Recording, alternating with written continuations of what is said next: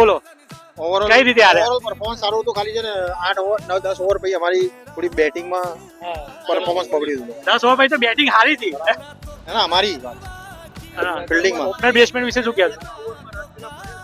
Opener પર જેટલી આશા હતી એ પ્રમાણે રમ્યા નહીં, બરાબર, એટલે રેડી ખોટા. તમારી ફિલ્ડિંગ વિશે શું કહેશો? પેલો કેચ હતો ફિલ્ડિંગમાં છે, હવે ટ્રાય કર્યો બધા બેસ્ટ એમને આપ્યું. આ વિજયભાઈએ વિજયભાઈ નું થોડું પરફોર્મન્સ થોડું આજે અપ ટુ ધ માર્ક નતું. એને પેલો કેચ હતો એમાં ટ્રાય કર્યો પણ હવે થયો નથી. હવે નહીં થયો.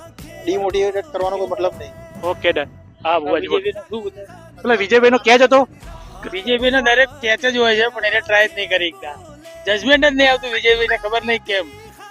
વિજયભાઈ આટલા ટાઈમ થી ક્રિકેટ રમો તમે યાર કેચમાં કેમ પાછા છો? અહીંયા આવો વિજયભાઈ, અહીંયા આવો વિજયભાઈ, અહીંયા આવો જરા, વિજયભાઈ બોડી મૂકી જ દીધું હતું. અહીંયા આવી જાઓ. બોડી ગીરવે મૂકીને આવો યાર.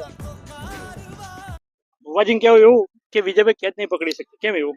હવે આ ગલી ક્રિકેટ રમે એવું ટચુકા સામે ક્યાં કેચ પકડવાના હોય એવો? સમજ્યા તમે? અને ચોક્કા આ international જીવા દેવાના. ધુરંધર ટીમ સામે હોય તો કઈક કરીએ. આ ઇન્ટરનેશનલ માં જ પકડે છે, આમાં શું પણ કરવાનું? આને કોઈ લેતું નહીં. આ પાછળ ટપલા મારે, આગળ ઓમ કરે, આ ટીમ કેવાય?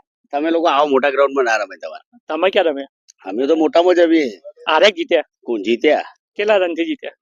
100 રન થી. હે? 200 કીધા હતા ને 100 થી જીત્યા. તમારા 100 થયા. કોના હોવા છે? તમારા પાક્કું આ પાકું હોત. લાઈવ સ્કોરિંગ બતાવું. હા બધું. ધુરંધર બાઉન્ડ્રી પર ઉભો હતો, એના લીધે યાર એના લીધે જ આરે. કેચ આમાં આવવાનું એનું આગળ દોડાવે. શું કરશું તા? બોડી ખરેખર આ પેલો? મારી, હા? મારી, મારી.